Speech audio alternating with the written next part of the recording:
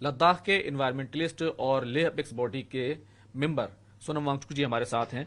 सोनम जी, जब से आप लेह अपेक्स बॉडी में आए हैं, बातचीत नहीं हो रही है, क्या कैसे देखते हैं इस पूरे मसले को? क्योंकि बातचीत धीरे धीरे जरूर आगे बढ़ रही थी, लेकिन फिर अचानक रुक गई है।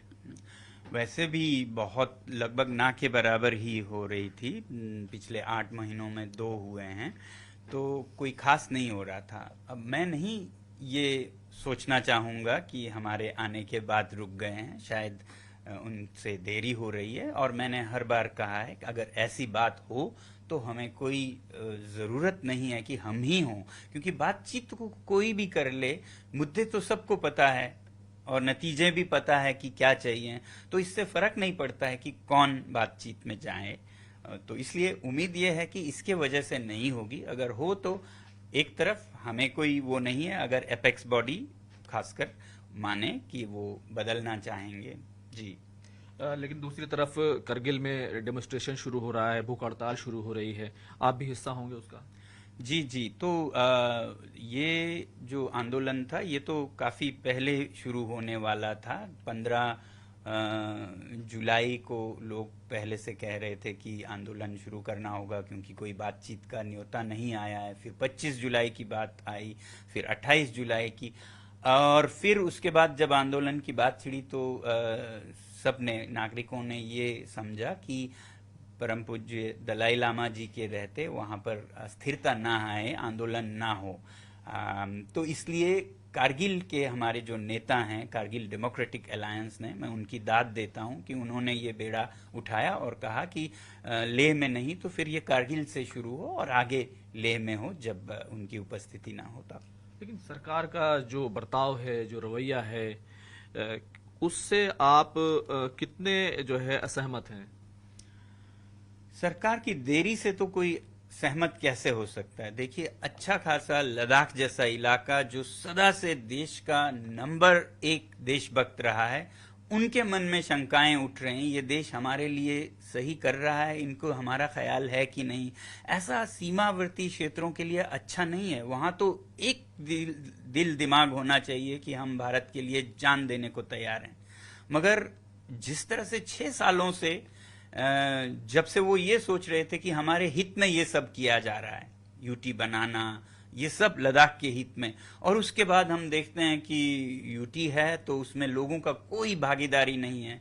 दूसरी तरफ वो वादा करते हैं कि हम आपको छठे शेड्यूल में आपके उम्मीदों को पूरा करेंगे। 2 साल बाद देखते हैं कि वो भी बिल्कुल फिर गए हैं, उस पर बात तक नहीं होती है। तीसरी तरफ से हम ये देखते हैं कि बड़े बड़े कंपनियां आकर वहां पर जमीनें ले रहे हैं और उस जमीनों पर स्थानीय लोगों का कोई नियंत्रण नहीं है।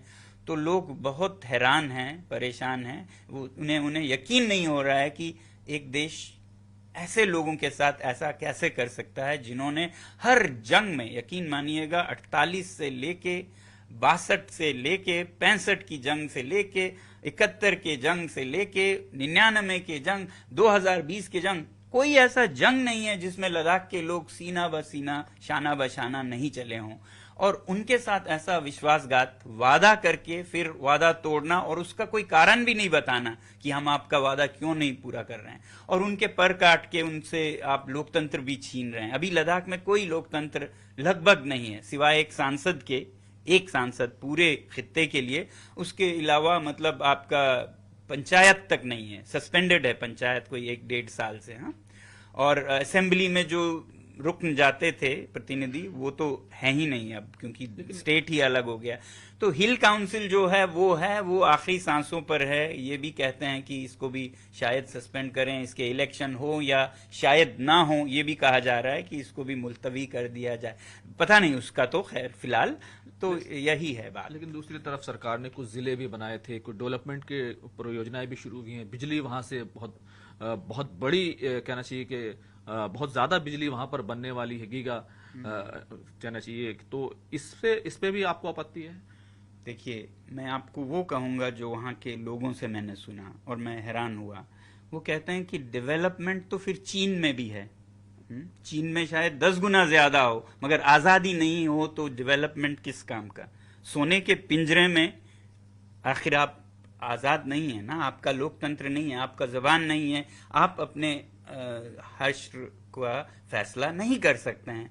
तो डेवलपमेंट लोगों का नंबर एक वो नहीं है, होना भी नहीं चाहिए।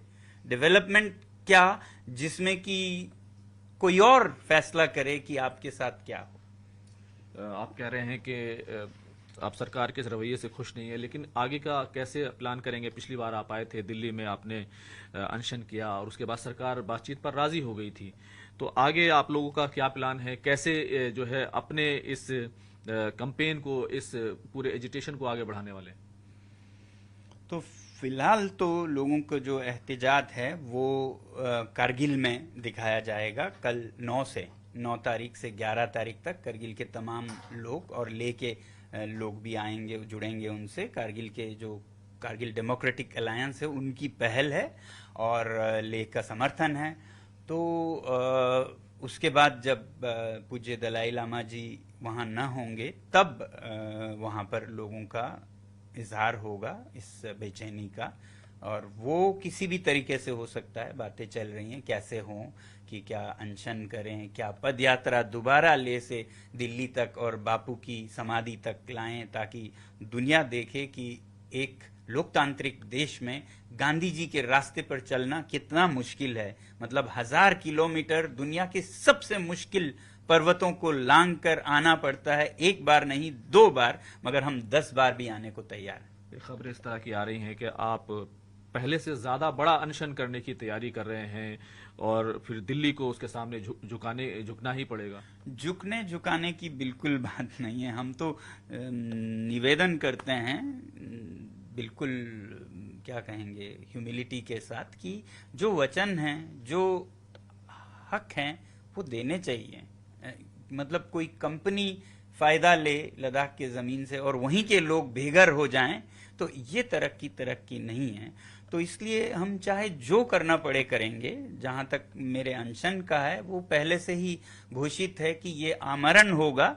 हाँ, एक ही बार में हम मर जाना नहीं चाहेंगे। हम बार बार दलील अपील कर करके फिर आखिर में मरेंगे। तो पहला हमारा अनशन 1 हफ्ते का था, फिर 2 हफ्ते का, फिर 3 हफ्ते का, फिर 4 हफ्ते का, अब का होगा तो 5 हफ्ते का होगा। और ऐसा करते करते जब तक ये नहीं हो लोगों की कामनाएं पूरी, तब तक होगा। 2 अहम चीजें हैं। एक तो स्टेटहुड है, जाहिर सी बात है अभी डिलिमिटेशन नहीं हुआ है, 2026 में डिलिमिटेशन होना है तो उसकी बात की जाती है।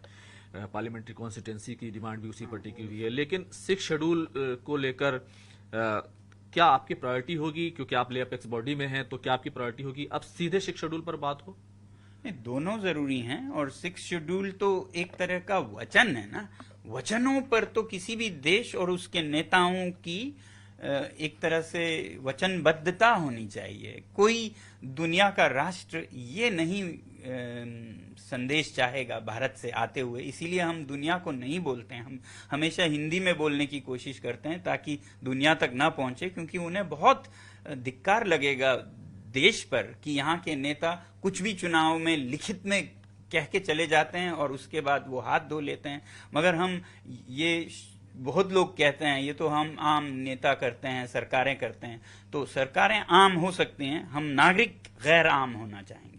बहुत बहुत शुक्रिया बात करने के लिए। तो देखिए, सोनम जी ने साफ कर दिया है कि सरकार अगर बातचीत शुरू नहीं करती तो वो आमरण अनशन के लिए तैयार हैं। अभी करगिल में कल से 3 दिन का जो प्रोटेस्ट है वो शुरू होने जा रहा है। वहां पर सीधे तौर पर एहतजाज होगा और अगर सरकार से बातचीत शुरू नहीं होती तो फिर आगे 5 हफ्तों का जो अनशन है वो होगा और ये आमरण अनशन होगा। कैमरामैन सोनू मंडल के साथ खुर्रम शहजाद, न्यूज़ 18 दिल्ली।